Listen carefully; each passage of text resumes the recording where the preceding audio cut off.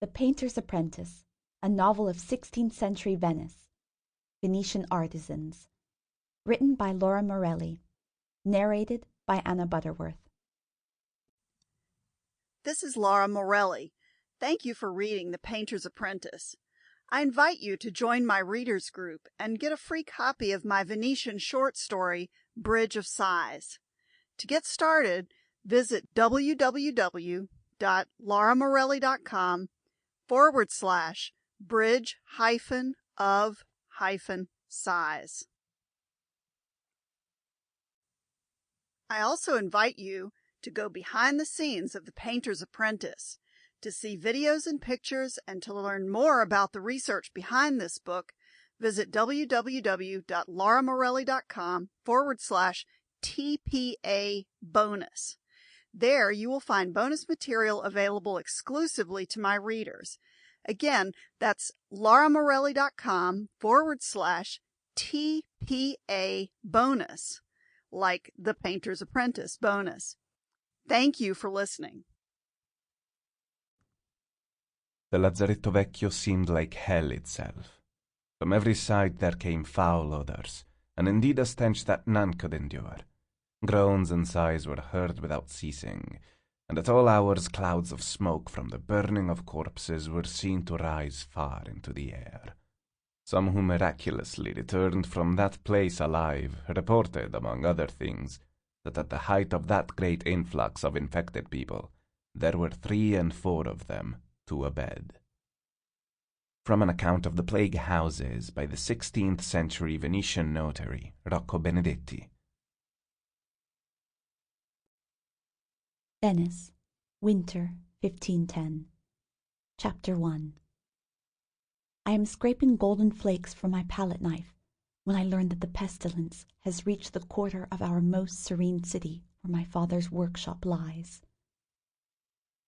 Carissini the baker says that planks have been nailed across a half-dozen doorways along the Rio de la Senza. The painter's wife bounces her drowsy infant in one arm as she paces from one side of the workshop to the other. The baby's soft, round head is barely visible in the crook of her mother's woolen sleeve. With the other hand, the painter's wife works a lace-trimmed twill into a tight twist, winding it around her fingers. "Crosses nailed on the doors! Dio!" She shakes her head vigorously, as if to rid her mind of the image. "How long might it take to reach us?" She sets her wide blue eyes on her husband. From my tottering stool in the far corner of the painter's workshop, my eyes track the lady's nervous pacing, and I wait for her husband's response. The painter's journeyman stops grinding pigments in the marble mortar and stills his lean body as if suddenly frozen, gazing wide-eyed at his master from across the room. For a long moment, the workshop falls silent, save for the gentle crackling of the fire in the hearth. The air feels stifling, even though delicate ice crystals have formed on the window glass. All of our eyes settle on the man seated at the easel. The painter's face remains placid. His eyes never stray from the sanded poplar panel propped before him. I see his mouth twitch left and right, weighing his wife's question before responding. The movement makes his thick beard shift and roll as if it has come to life.